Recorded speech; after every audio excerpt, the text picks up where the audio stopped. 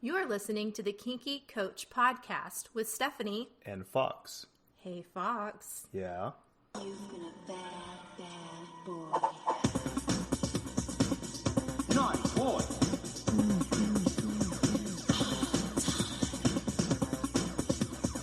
Naughty boy should be punished.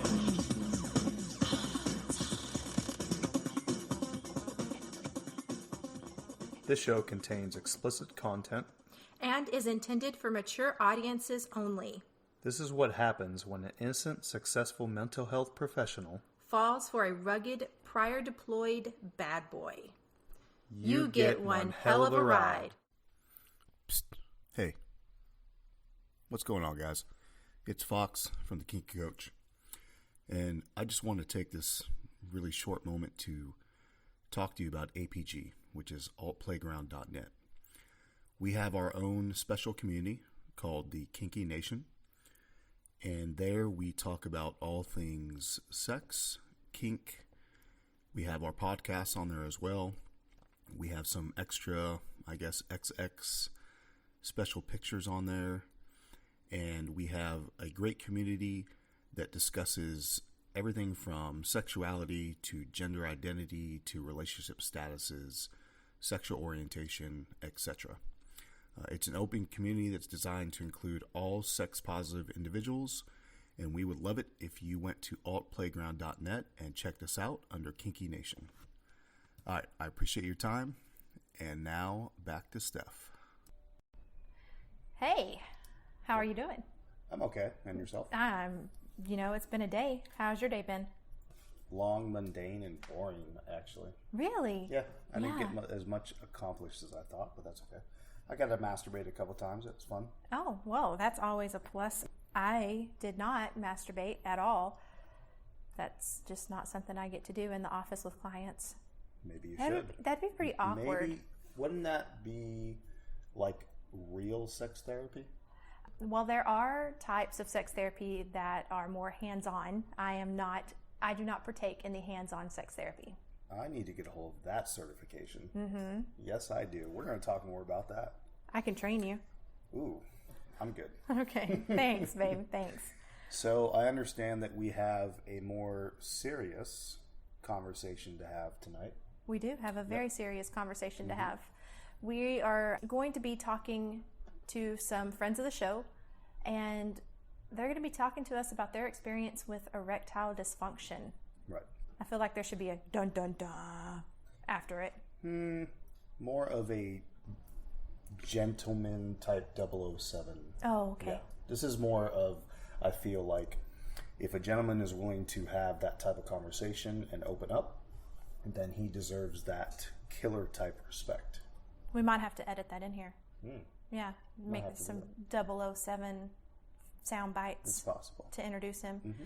Well, let's not sit and wait. Let's introduce to the show Celia and Naro. How are you guys doing? Fantastic. How are you? Wonderful. We are just very pleased to have you on and to be talking about such a sensitive topic. Well, it is something I do want to talk about. I suffered from erectile dysfunction. There was a lot of things we went through to get over it. A lot of hard times, a lot of weird times, but we finally did. And I'm here to answer any questions you might have.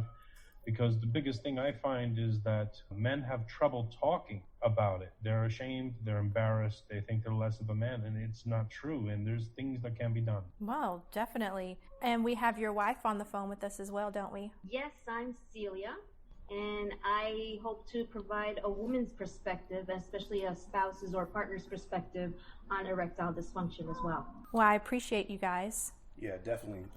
I can tell you as a man, I don't know that I would feel secure having that conversation, but I feel that I'm going to have to, especially given the company. I mean, I feel perfectly comfortable having this conversation. Well, that's because you don't have a penis, huh? That's true, but I mean, I have one. It's just attached to you. Well, let's talk about whether you own it or you're leasing it. I like to use it quite frequently. Yeah. How about that? Yeah. So there's a clause in our contract. Oh, we have a contract. Yeah, there's a contract and there's a leasing clause about wear and tear, but we'll get to that more later. Okay. All right. Well, Guys, I'm just going to jump right in and talk to me about when you first started experiencing it and how it kind of manifested into full-blown erectile dysfunction. Well, I'm diabetic, and I would say it was about 6-7 years ago, maybe more. I started losing the ability to maintain or even get an erection. This problem progressed. We went to my urologist. We tried Cialis, which actually did absolutely nothing for me. We tried pumps, didn't work. Rings didn't work for me. Viagra did work, but I couldn't deal with the amazing headache it gave me. Oh, wow. There were injections too. Yeah, we did the injections. My urologist pushed me past Bimex and put me right onto Trimex. The Trimex worked, but that sticking a needle into the side of your penis was a little much to get used to. And then there's a couple of times where you punch completely through by accident, and there's a lot of bleeding. It's a very big turnoff. It's not sexually proper. We didn't mention Celia and I are both swingers, so she could still get satisfied by other men, and I could take care of her orally. I also would use a strap-on her to give her the simulation of me having sex with her. Okay. From my perspective, initially he didn't tell me what was happening. All I knew is that I had to keep working harder and harder to get him an erection, and it seemed to me that I wasn't getting him aroused enough. So it was making me feel as if I wasn't as attractive anymore, or there was something I was doing wrong. So it was wreaking havoc with my self-esteem and how I felt about the way he was feeling about me sexually. And then when he finally told me that he was having erectile dysfunction problems, then it all came, it all made sense. And I wish he would have told me right from the start that he was having problems, because I would have, probably moved up the whole doctor process right away with him. Absolutely. I can imagine that. Yeah. So going through, all those medications and with it not working was really frustrating. And with the strap-on, I didn't like it as much, but I had to do it because it meant a lot to him. And now what he didn't mention is that he had surgery to put in a prosthetic with a pump. Well, I was getting to that. And that's been wonderful. Yeah, I had an implant put in. It's in the nerves to the penis that allow the gates to close and retain the blood are cut, and then 2 tubes inserted into the penis. A bladder filled with saline is in the pelvis just above the feet of penis, and in the scrotum itself is a bulb, like a bulb you would pump up, like say a pair of Nike shoes, the Nike pump. She jokes about me getting a tattoo of the Nike swoosh on my penis. You pump it up, and then there's a release button, and it's been a great success. Like I said before, we're swingers. I'm with other women from time to time, and they love it. I've had a few that have actually said, can I use the pump? And I'm like, okay, go ahead. If it's fun for them, why not? But the thing was, the one time that really got to me, when we were going back a little bit, was she came home and I tried the Trimex and I had an erection. And I went to have sex with her, and as soon as I entered her, I lost it. Oh no. And she got furious. And I didn't know how to react because she was yelling at me and it wasn't anything I could control. But then I had to sit there and realize what she was going through. Here she is thinking she's going to have sex with her husband, and it's gone again. What the spouse needs to realize that he's not in it by himself. He's in it with his wife, and needs to work with her. The two have to work together, and they can't keep things from each other. They have to be open and honest about it. First step is actually talking to a urologist and ask around, find a good one, because I went to a couple who were terrible until I found the one doctor I have now, and he's great. He's actually funny. I'm going to go into it. He actually also treated me for prostate cancer. I'm all good now. I'm in remission. Okay, that's dropping some bombs on us here. Well, I told you, I'm an open book. I'll just tell you how funny this urologist was. The probe for the ultrasound is shaped like a dildo. So I'm sitting there, and the nurse is getting everything ready, and she puts a condom on it, and I look at Celia and I go, oh, look, honey, it's ribbed for my pleasure. You have to have a sense of humor about this, right? You do. The nurse lost it right there, laughing hysterically, bending over. Then he comes in, he puts it inside me, he's sitting there, and he looks back at Celia and goes, "Hey, look at this, I'm getting even for you." Oh, wow. You know, I feel like that type of comedy is necessary. For his job. Well, especially in that type of situation. So, Nara, I want to step back for a second. Sure. And I want to talk about Viagra, Cialis. You know, they are both vasodilators. And for those that don't know what that means, it just means that it is able to dilate your vessel, therefore blood flow is able to be obtained. But it can be dangerous, and that's the interesting part, because I know a lot of people are going to tune in to this specific episode, you know, specifically to hear what you guys went through, but also to hear, you know, some facts about this medication, how it may work and how it may not work. So as a medical professional, I just need to throw this out there. If you are on any type of heart medication or are suffering from high blood pressure, please talk to your doctor before you try any of this medication, because a lot of this medication now is online. You don't need a prescription. Understand that if you take a vasodilator and then you add a vasodilator, it actually can thin out your blood and it can lower your blood pressure, and that can actually have a reverse effect and cause a lot of other medical and health issues. Can you explain that? Are you talking about when you take like two? Correct. Yeah. So a lot of individuals receive vasodilators specifically for heart problems or high blood pressure. When you then add a secondary vasodilator, Okay. it's like you're giving yourself a double dose, and it can lower your blood pressure to some very dangerous levels. Okay. Thank you for explaining that. For those of us who don't have penises. Yeah. So, Naro, when you went to see the doctors and you talked about Cialis, Viagra, etc., what are some things that they discussed with you that you were unaware of or that you were surprised by, if any at all? Because I know a lot of people do a lot of research before they ever enter a doctor's office, especially concerning ED. Yeah, he went over the whole details of things that could possibly be causing it. Diabetes was my main cause, but there were so many other things, as you brought up before. There's heart disease, clogged blood vessels, high cholesterol, high blood pressure, obesity, diabetes, tobacco use can even cause erectile dysfunction. And there's heavier ones like Parkinson's disease, multiple sclerosis, but you don't want to go too far into that. One of the other ones that's most common, and they even tried that with me, is a low testosterone level. Now, my testosterone level was so low that they actually made a little incision in my back and put these beads into the skin. Yeah, but what he's asking you is, what did you learn about the medications? Was there anything that Oh, surprised you? I'm getting there. Okay. That's okay. This is my wife. I love her. Cracking that No. whip. I love it. So they went over all this stuff with me because somebody asked me. The one thing I didn't like, the Cialis, you have to do it as a maintenance. And I tried doing it with the maintenance, and it just didn't have any effect whatsoever. I went over to the Viagra, and it worked for a time. But the headaches, I mean, it really, like you said, it opened up the blood vessel, and it just caused an incredible headache. That I couldn't even enjoy sex. It was not worth the trouble. Trimex was great. We had a few great times with it. Yes, we did.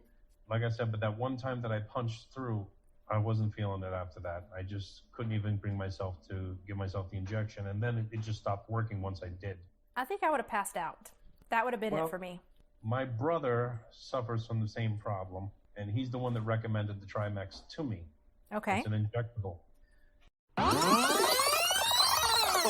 Hey Kinky Nation, do you need help with navigating the swinging lifestyle? Fox and I offer personalized coaching services designed specifically for your relationship needs. Are you the person that all your friends turn to when they have questions about sex? You should check out the Kinky Coach Sex Coach Certification Course and get paid for sex coaching instead of doing it for free. Just go to kinkycoach.com. Lastly, if you feel that you are in need of therapeutic services for your relationship or individually, please visit Beautiful Beginnings with an S, LLC.org for more information on the counseling services I offer. Okay, Kinky Nation, let's get back to the show. I immediately, from the hotel room, called him and said, "Oh my God, what's happening?" He goes, "You just punched through. It's okay. You know, you're going to get through this. It'll stop bleeding." Of course, you bleed easily from there. But as the rest of the medications, we really didn't try them out. Just the Cialis and the Viagra. So kind of going back to punching a hole in your penis and calling your brother, did he ask for a video or pictures? Like, I would have to say, can you send me a picture of this? Because I have 5 brothers. Would you want a picture I of have this? 5 brothers, and I would want to make fun of them. You would want to see, Okay. hold on, you would want to see your brother's No, penis. no, I don't want, that's disgusting. I want to make fun of them. But you want to see his penis nonetheless. Oh, no, that's You got- disgusting. No. You understand what you're saying, right? No, well, I mean, no. Okay, I just want to verify. That's gross. But I just needed, I would make fun of him for the rest of his life. Well, there's actually a funny story to that. I need to hear it. My brother had some surgery done in the nether regions, and he was split. The entire taint was left open. It had to heal from the inside. Oh, my. I didn't need to So hear he that. called it his mangina. He sent me and my other brother pictures. Wow.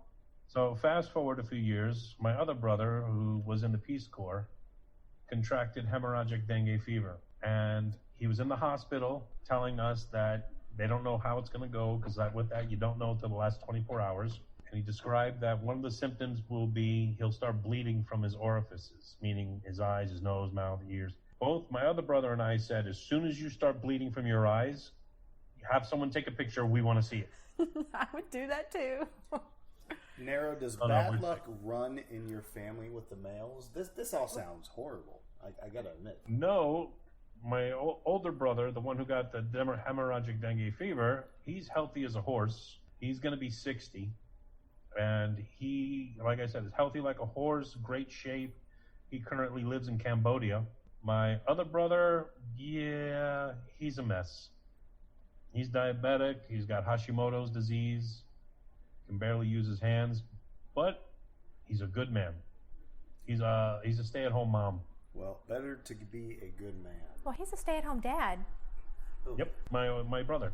So He's it's, a good man. yeah, he's a good man. So we don't say stay-at-home mom. Why can't he be a stay-at-home dad? I'm all about equal sex.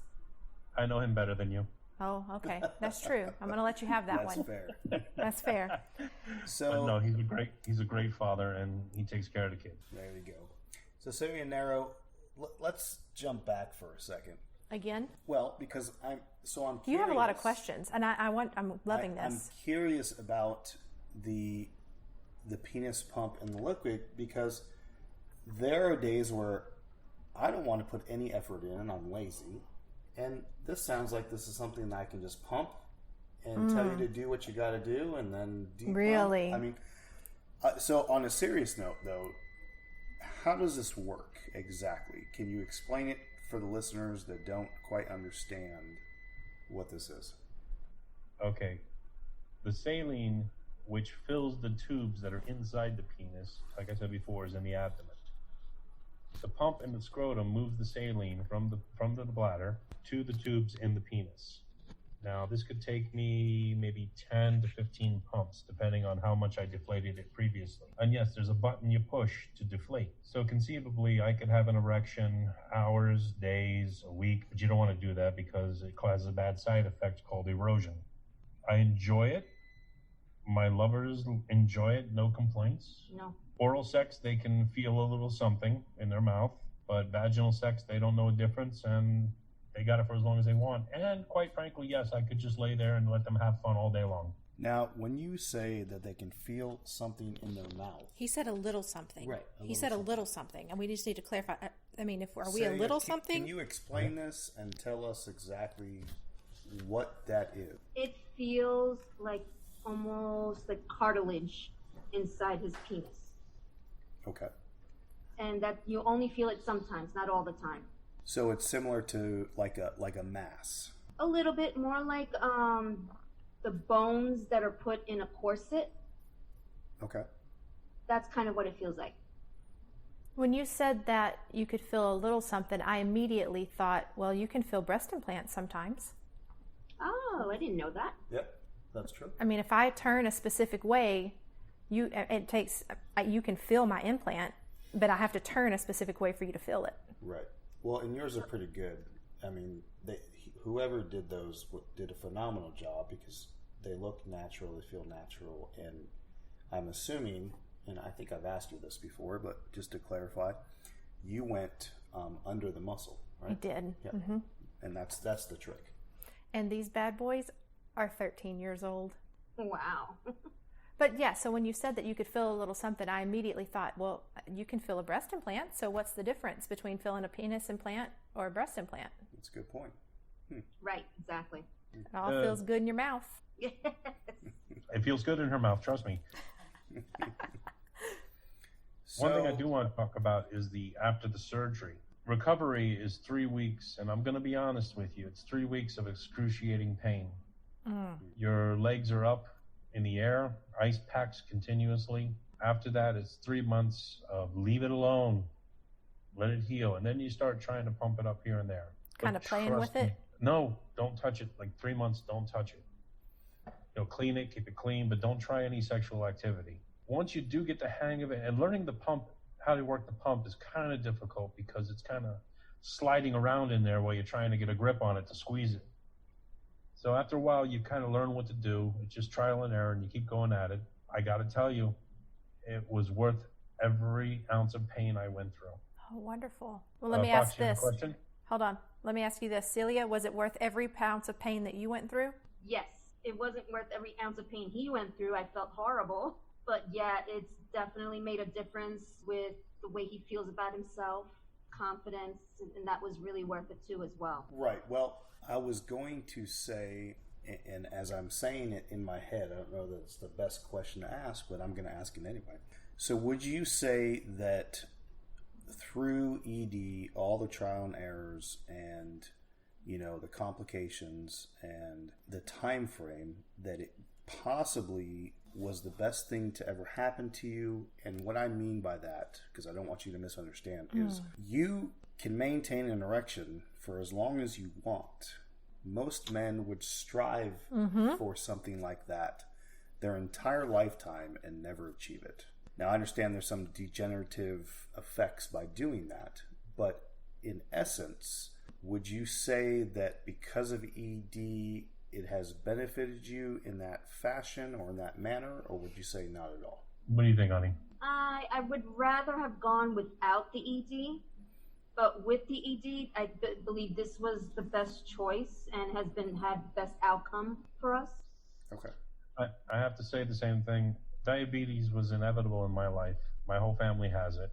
This would have happened to me, I think, no matter what. Maybe later on had I controlled my diabetes better. But I have to tell you that the ability now to please my wife or please other women, as the case may be, it just changes the way you look at your life and how you look at yourself. I was down on myself and I felt horrible. One, because I felt inadequate, and two, because I couldn't take care of my wife's needs. And this is a game changer. I was actually about to ask the question of what were the mental health effects that this had on you guys before and after. The depression was on her part heavy. Mm-hmm. We actually, because we were swingers, we stopped swinging prior to that. We started swinging about 20 years ago. We weren't doing any of that. Then I said to her, listen, let's find you a lover, because I can't do what you need. And we found her a lover, a damn good one. And there were a few others in between there. Then I had the operation, and actually her lover was amazed by it. Oh, wow. He even, with the three of us, we're having sex one day, and he just reaches over, he looks over, I'm laying there, and he smacks it. Why? He goes, it's just standing up there. I was laughing. I will tell you one quickie story. We went to a hotel takeover party and met a dominatrix and her male and female slave. We hit it off. We ended up, the five of us, playing together. At the end, the male slave came over. He says, you're still hard. How are you still hard? And I explained the whole thing to him. And he says to me, oh my God, I want to get that done. How much did it cost? Oh, wow. And I said, well, insurance covered most of it, but it's around $70,000. Holy cow. My insurance company covered all but $3,300. That is amazing.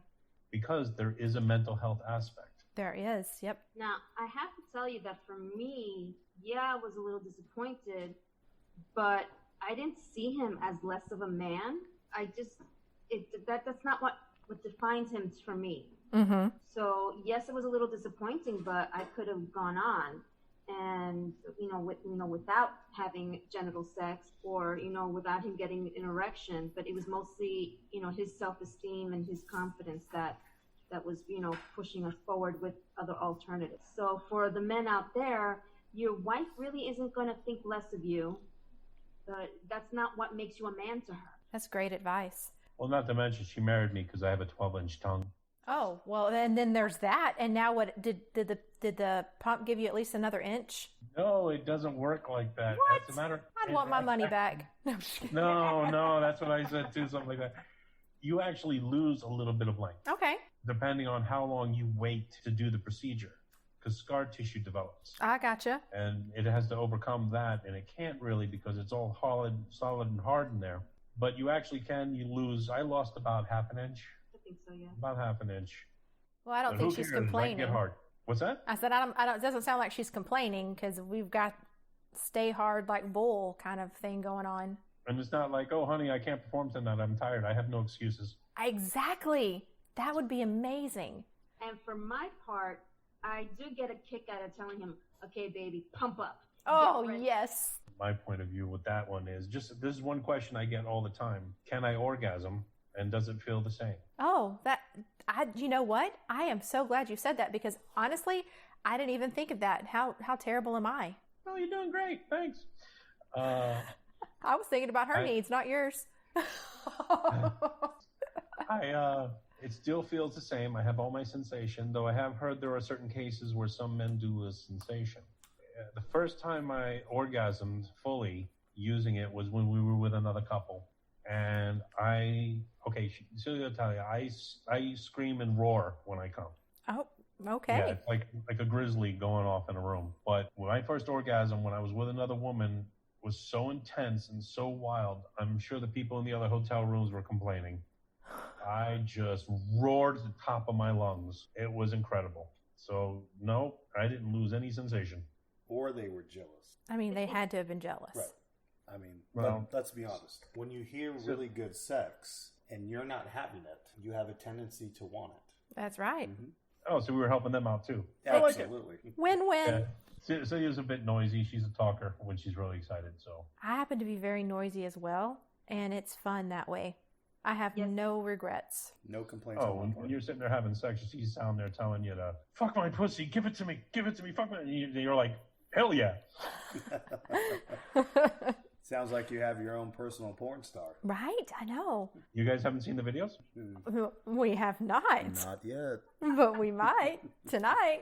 So Celia and I belong to a swinger website that has chat rooms, video chat room. We go in there periodically. We go into one room that's for people who like to see people having sex and people who like to be seen having sex. She happens to be an exhibitionist. She likes to be watched, and I happen to be a voyeur, and I like to watch. So quite often we have had sex in front of other people on camera. This is fun for us. It's a thrill. We've actually had couples on the other end that we're watching while we're having sex, and we're all four of us doing the same things at the same time. Sounds hot. We actually went to a dinner party with some swinger friends on Saturday.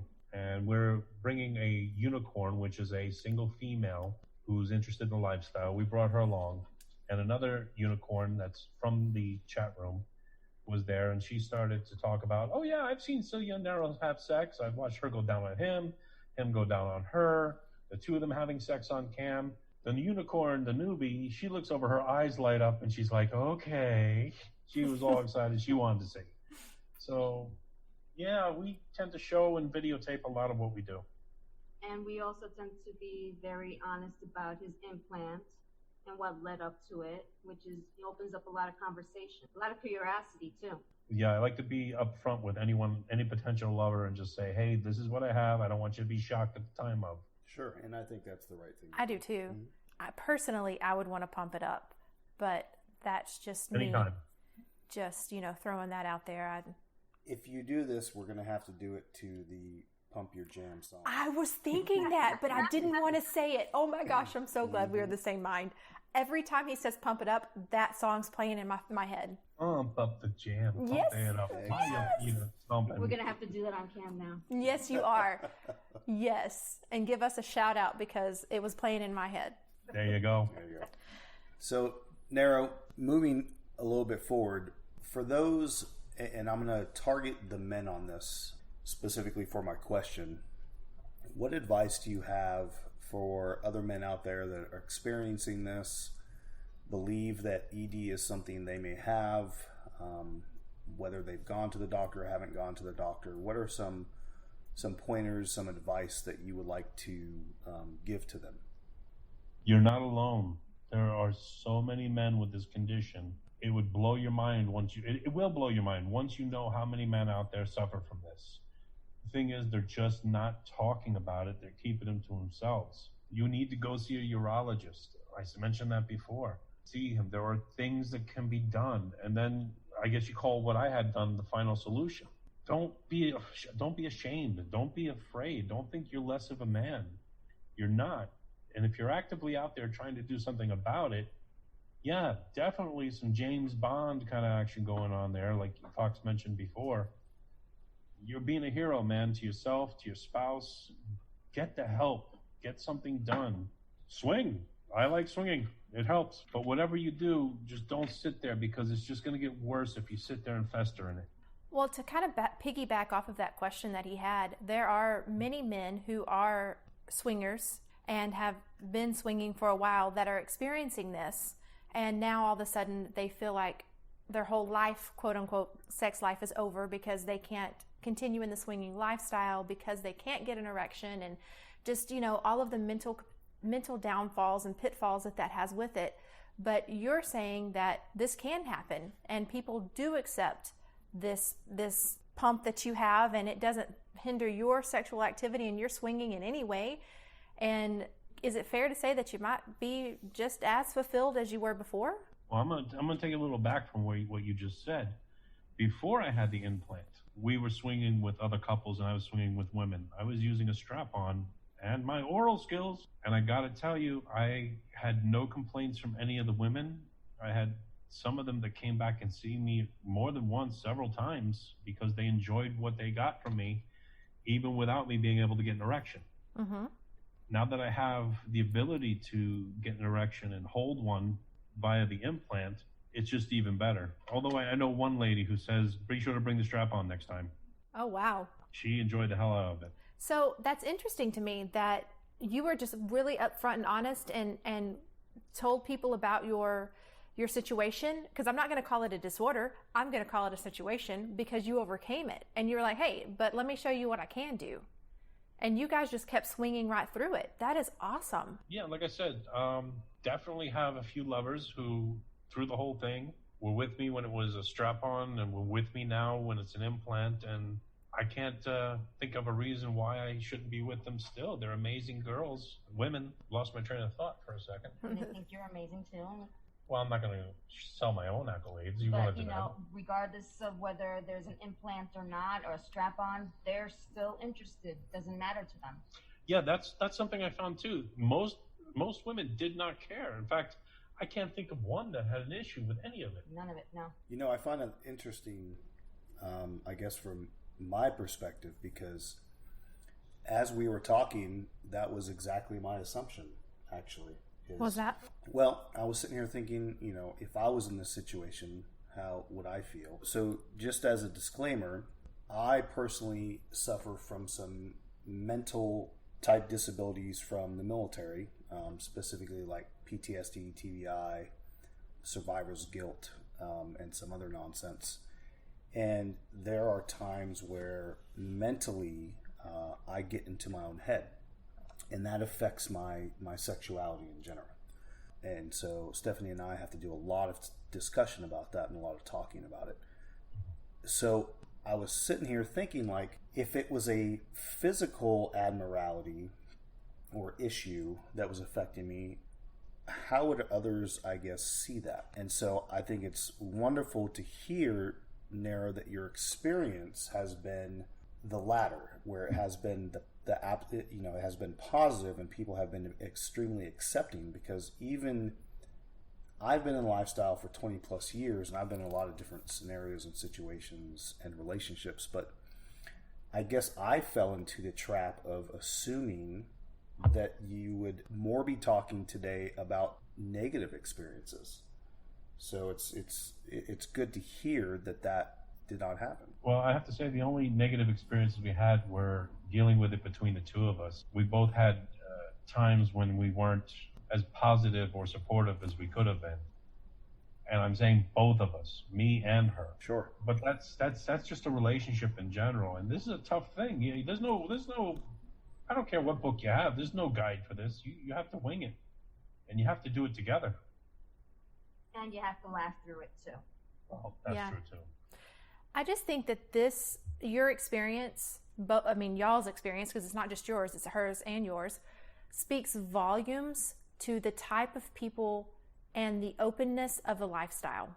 We are dealing with a completely different population who we are open-minded, we are accepting, and it doesn't matter.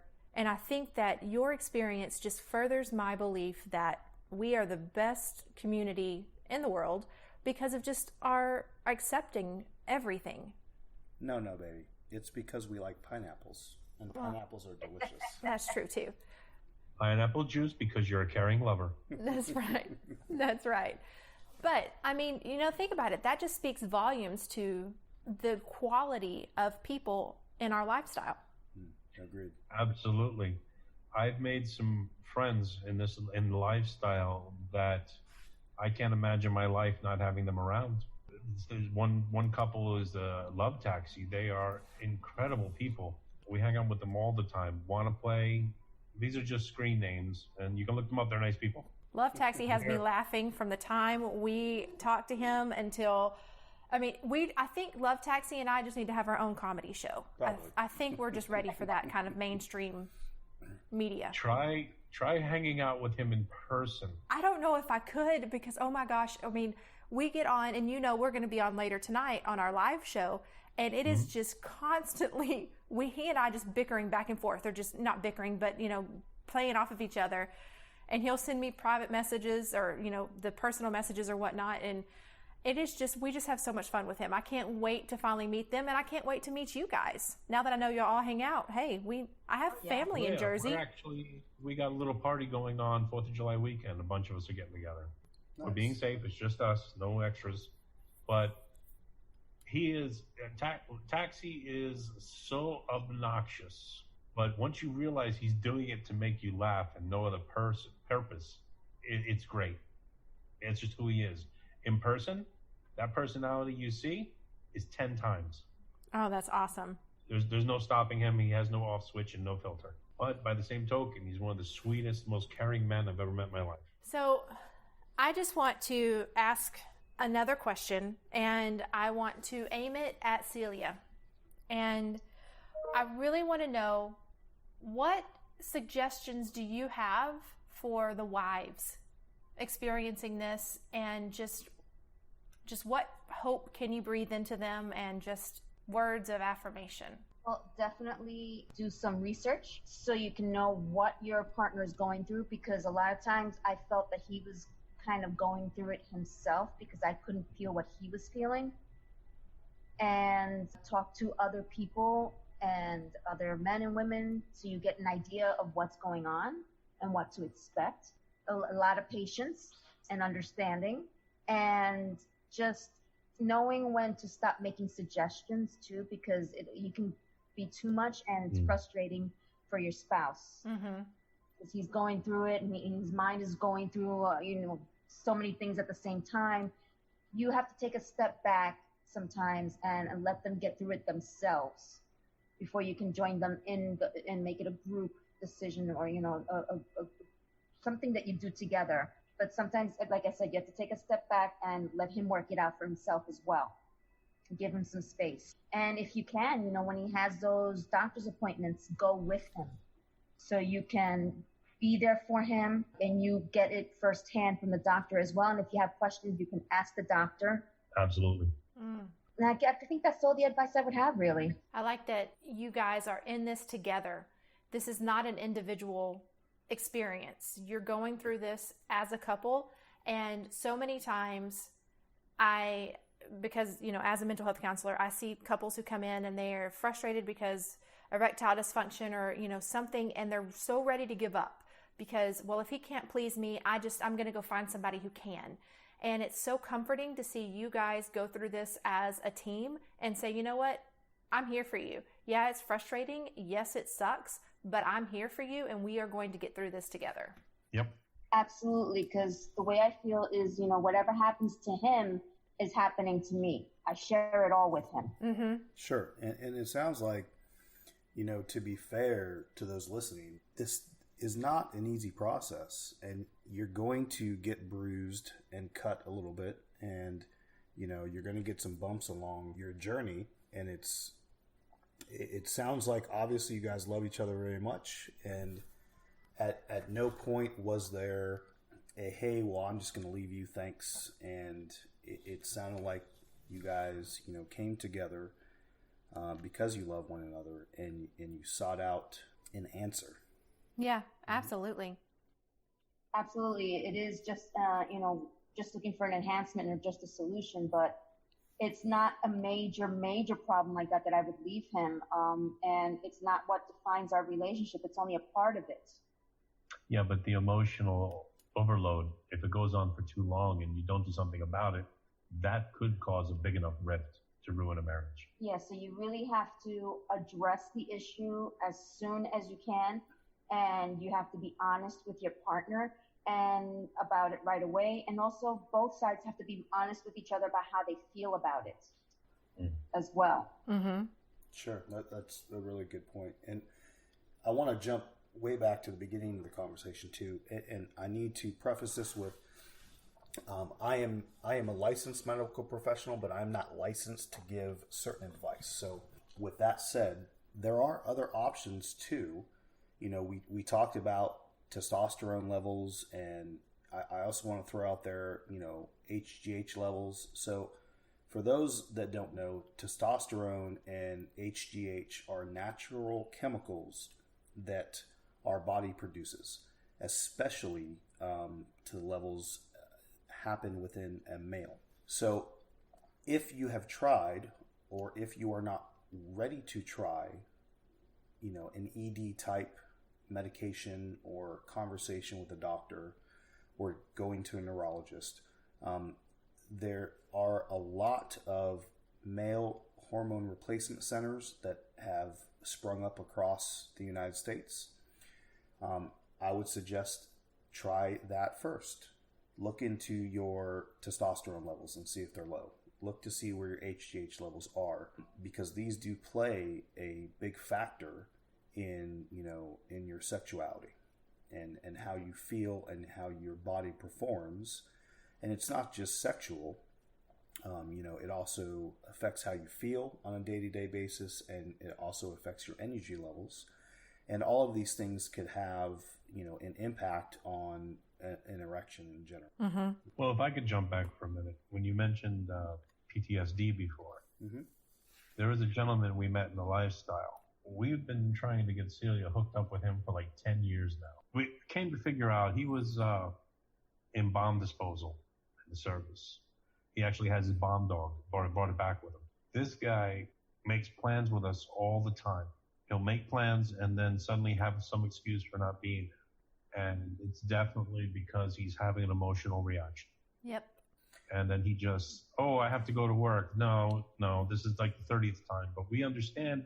And even to this day, we still keep in touch with him, hoping one day it might work out for him. Sure. So it's interesting because, and I'm not going to assume his service, but I can tell you as a combat veteran, your mentality and your mental health play a huge part in, what you partake in. And a lot of people that I have met still to this day don't take that very seriously, but you should. And it's great to hear that you and Celia respect that and understand it. It's a day-to-day struggle, even for myself. Did you have a bad dream that night?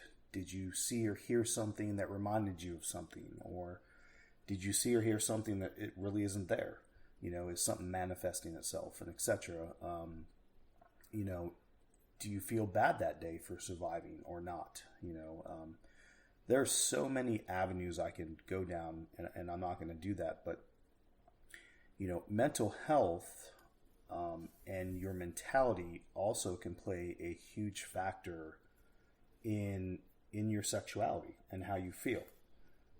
Absolutely. You know, we've talked a lot about physical and chemical, but let's really fast. And I know that Stephanie will love that I'm doing this. I'm ready to jump in. I know. Let's talk about the mental health side, because if you're not having a good day, if you don't feel sexy about yourself, if, you know, you're having some type of depression or some type of, you know, PTSD type, you know, event, or any of the above, it can and will, it's not whether it can, but at some point it will affect you, and it will affect your sexuality. You know, so just understand that. You keep saying sexuality, and it's not necessarily sexuality. It is... Well, I guess sexual performance. Yes. Would be the more correct term.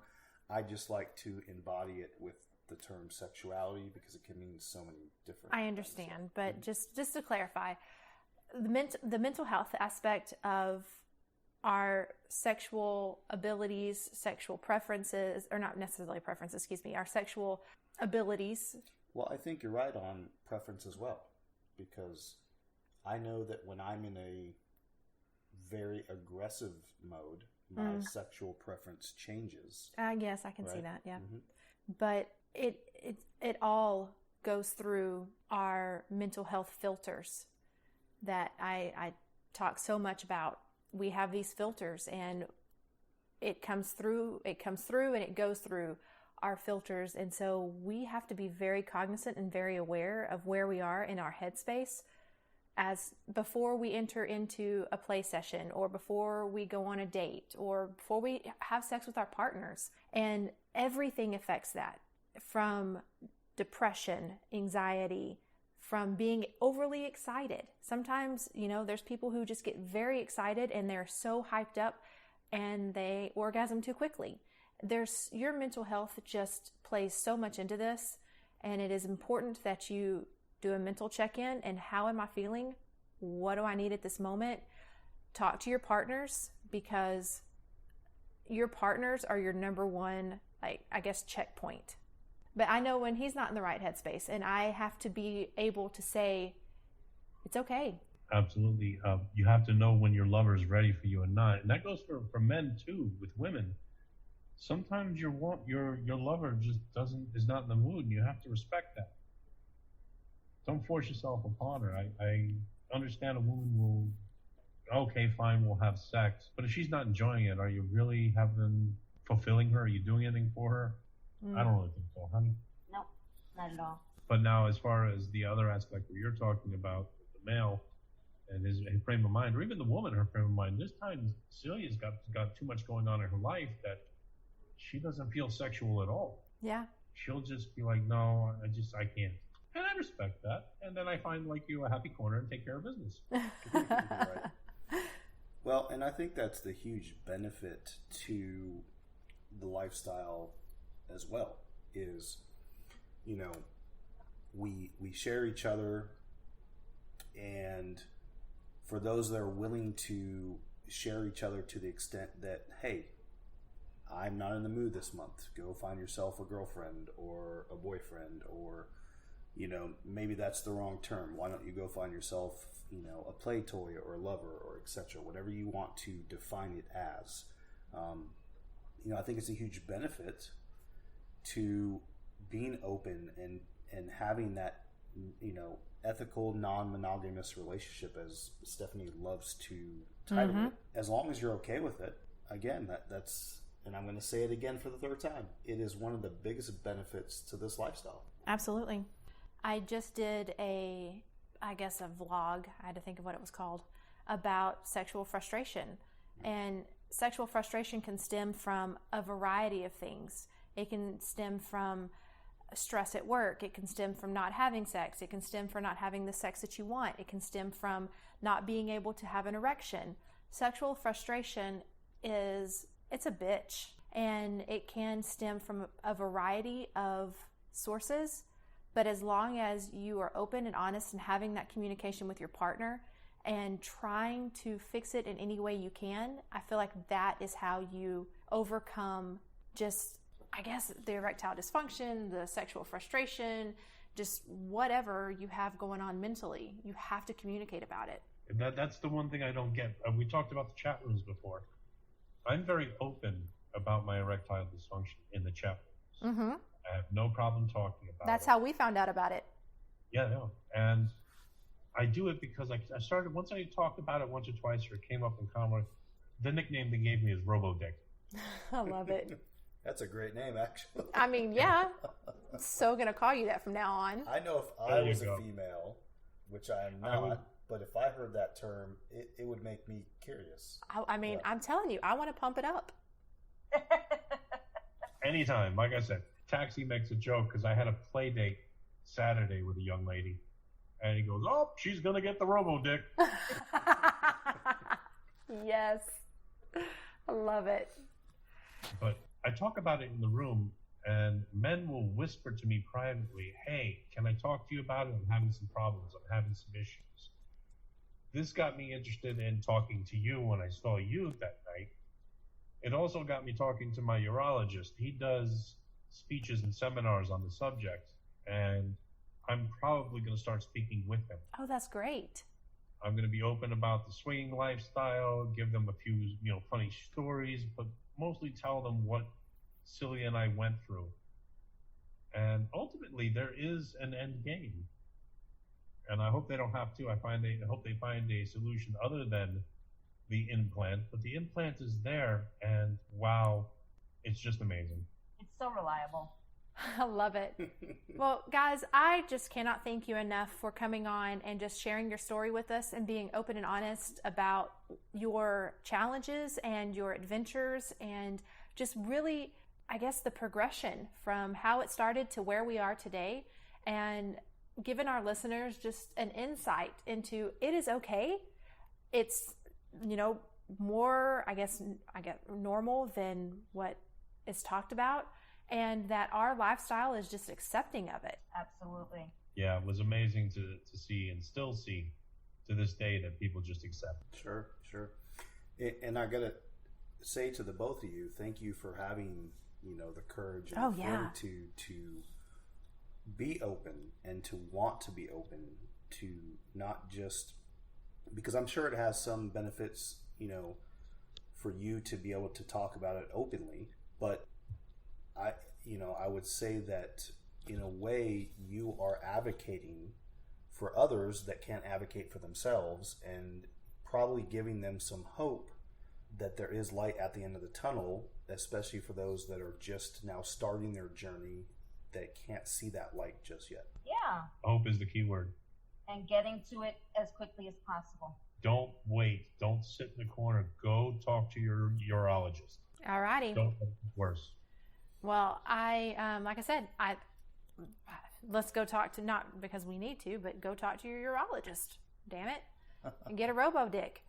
All right. Whoa. Let's not jump to the end game. Hey, hold on. One thing more. If you're going to see your urologist, your urologist, I can say that, get a PSA test. It's a simple blood test that can give you a warning if you have prostate cancer. Right. It doesn't mean you have it, but it can give you a warning if you do. It's a simple blood test that can save your life. Do it. Awesome. Thank you for sharing that. All right, guys. Well, we got to get out of here for the night. Yeah. Again, we really appreciate your openness. Appreciate. You like that? Yeah, that's kind I sounded like you for a second. You did. I'm rubbing off on you. That Texan. Woo. Oh, boy. Appreciate. Well, to be honest, I was born in the South, not in the North. Well. And I can turn it on and off whenever I want because I have my Florida accent still. Yeah, that's not, you're trying too hard there. I'm going to just let you know. No, that is actually how it is.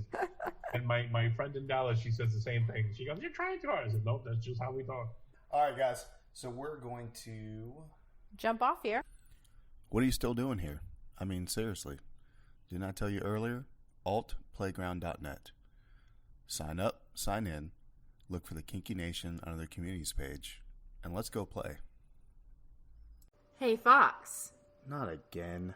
Why don't you tell them where they can find us? Oh, so you can find us on the Bookface. Facebook. Yeah, that thing. At the Kinky Coach. Or you can find us at any of the adult beverage websites. You like that? I do, yeah. Yes, because you're tasty.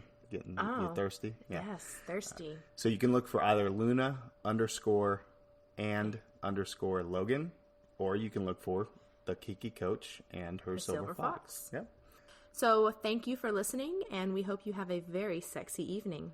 Have a good night. You are listening to the Kinky Coach Podcast with Stephanie and Fox.